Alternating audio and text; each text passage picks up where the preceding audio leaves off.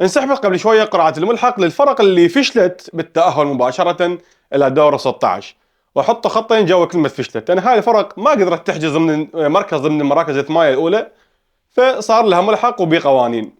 واسمحوا لي اهوبز، لان حسب الخطه ممكن تكون هاي اخر مره انا اهوبز بيها، لان الخصوم المرشحه اللي تواجه برشلونه وليفربول هم باريس او بنفيكا، والخصمين اقوياء، بس اذا واجهنا باريس فهاي طمه كبرى، لان على اكثر ديمبلي راح يتقطع على راس برشلونه، لذلك هي هاي اخر مره نهوبز بيها. فاسمحوا لنا نهوبز على الفرق اللي فشلت بالتاهل للدور الثاني من دور الابطال بطريقه مباشره. خلينا نتفق على شغله، هذا الدور وهاي الملحق وهاي القرعه كلها ما لها داعي ولا لها اي اهتمام، على لعبه منو راح يصير، ريال مدريد ومان سيتي او ريال مدريد وبايرن ميونخ.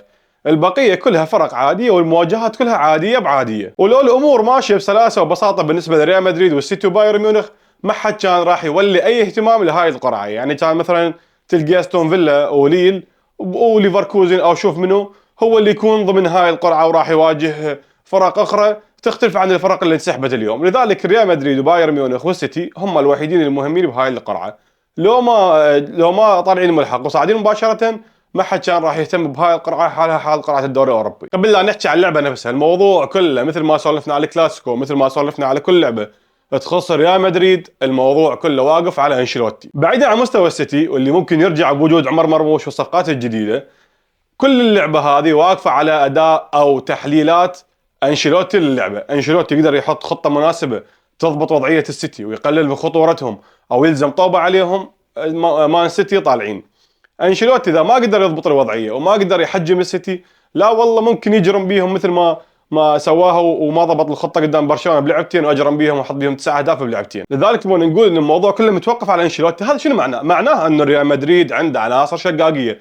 لا يقنعك صاحبك المدريدي انه ريال مدريد ضعيف والريال مدريد قاعد يمر بفتره سيئه، لا، ريال مدريد قاعد يمر بفتره سيئه من ناحيه اداره المدرب واداره النادي للموضوع. اما على مستوى الاسماء فريال مدريد عندهم احسن الاسماء. على مستوى التصنيف جيب لي لاعب احسن من فينيسيوس ولاعب احسن من مبابي ورودريجو وبلينغهام، ذول الاربعه جيب لي لاعب احسن من عندهم. هاي طبعا ما راح نحكي بالدكه اللي بيها اندريك واللي بيها ابراهيم دياز واللي بيها اردا جولر، اللي هم حتى على مستوى الدكه من احسن الاسماء ومن احسن الخامات. على مستوى الوسط في ريال مدريد عنده بيلينغهام، عنده تشواميني، عنده كامافينجا، عنده فالفيردي، عنده سيبايوس. فاذا عندك كل هذه العناصر ما يحق لك تقول ان فريقي مو زين، لا، قول مدربي ما قاعد يستغل الاسماء اللي عنده، مدربي ما قاعد يضبط تشكيله مناسبه للعبات اللي ينزل بيها، لا، هو متشلب باحسن 11 اسم على مستوى القيمه السوقيه ويغض النظر عن القيمه الفنيه. على مستوى الحراسه عندك احسن حارس ممكن بالعالم اللي هو كورتوا. انت كريال مدريد مشكلتك بس بالدفاع، وهاي مشكله انه الاداره ما عززت فريقها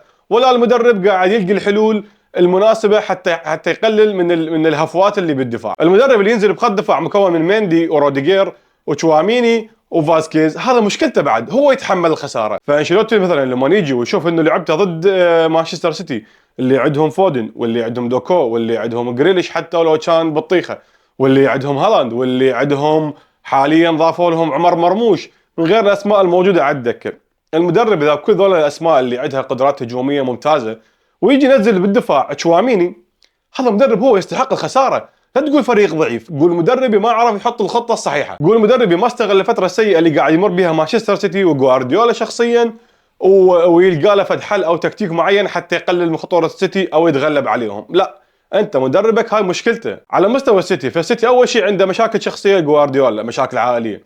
ثاني شيء ماكو اي استقرار على مستوى التشكيله بخط الدفاع، وشفنا قبل كم يوم ويا تشيلسي غوارديولا نزل خوسانوف اللي هو مدافع عمره 20 سنه وجاي من الدوري الفرنسي، نزله اساسي بلعبه بالدوري الانجليزي ضد تشيلسي. مع العلم عنده عندك ريكو لويس وموجود جون ستونز، بس هذا يدل على ان المدرب ما قاعد يمر بحاله من التوازن النفسي او هو ما عنده ثقه باللاعبين اللي قاعدهم دكه. ضيف عليها انه من يوم 1 لحد يوم 21 جدول ريال مدريد عباره عن 7 لعبات، يعني كل 3 ايام لعبه. فانشيلوتي اذا ما يقعد يداور ويقعد يرتب الخطه مالته بناء على معطيات اللعبات، هاي مشكلته. انت ما عندك فريق ضعيف. السيتي اخر شهرين بالنسبه للدوري والابطال مستواه سيء، يخسر من فرق ضعيفه، يخسر من فرق متوسطه، وصل بيه الموضوع انه هو اخر لعبه بدوري الابطال المفروض يتاهل بيها خسران بالشوط الاول وطالع من حسابات الملحق اصلا. لولا الفريق تلاحق نفسه بالشوط الثاني وقدر يسجل 3 اهداف تاهل للملحق، كان هو يعني لو كلوب بروج متعادلين يوم او فايزين عليهم كان السيتي خارج الملحق. يعني كان هسه مثلا ريال مدريد ممكن يواجه شتوتغارت. وضعيه مان سيتي ابد مو مناسبه انه يواجه ريال مدريد بهاي الفتره، على عكس ريال مدريد اللي وضعيته كسكواد تواجه ممكن تواجه به اي فريق، بس المدرب يحط لك علامه على تشكيلاته وعلى التكتيكات اللي يتبعها بحيث تخليك تخاف من اضعف فريق بالدوري الاسباني. ويقول لك توضيح الواضحات من الفاضحات، اكو شغلات اوضح من الواضحه وعيب الواحد يوضحها. انشيلوتي يجي يوقع بيها وينزل تشكيله ما تناسب اللعبه وما تناسب الخصم اللي انت قاعد تلعب وياه. مان سيتي على مستوى جدول المباريات وضعهم اسهل من وضعيه ريال مدريد. ريال مدريد اللي عنده 7 لعبات ب 21 يوم، مان سيتي عنده لعبه ارسنال دوري ونيوكاسل دوري، وبيناتهم لعبه ريال مدريد ذهاب واياب، وياها اللعبه ويا نادي ليتون يونايتد ما اعرف شو اسمه، حتى ما اعرف يا درجه، واكيد جوارديولا ما راح ينزل بالاساسيين. وواحده من اهم الامور الايجابيه بالنسبه لمانشستر سيتي هو التعاقد ويا عمر مرموش، واللعبه الاولى اللي لعبها 70 دقيقه لعب ضد تشيلسي. مرموش لما لعب ضد تشيلسي هاي 70 دقيقه قدم اداء يبين لك قيمته الفنيه والقيمه اللي اندفعت به ماديا، فعطنا على اداء عمر مرموش ويا فرانكفورت واداءه بال 70 دقيقه اللي لعبهم ضد تشيلسي، وتحركاته والمكانات والسرعه والخفه والمهاره.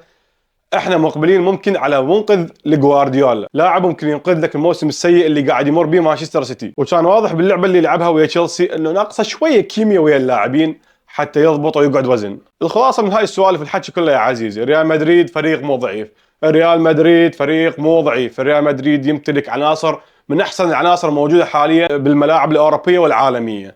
ريال مدريد مشكلته بالمدرب، لذلك بغض النظر عن مان سيتي وادائهم، جوارديولا وتاريخه كل اللعبه مشطبه وواقفه على منه؟